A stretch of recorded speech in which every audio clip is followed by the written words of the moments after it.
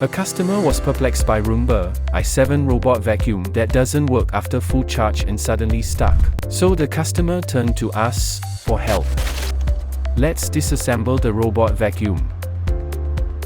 And there it was, even before fully opening the robot. A significant amount of dirt had already accumulated. As we inspected further, piles of dust and dirt were discovered, lurking in various corners of the robot vacuum. Our team diagnosed the problem: internal dirt, causing a clog that hindered its performance. To restore its performance, we recommended a deep cleaning service.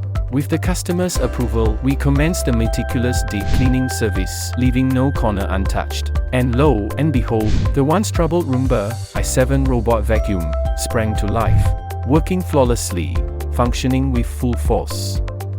Are you having the same problem? Contact us today.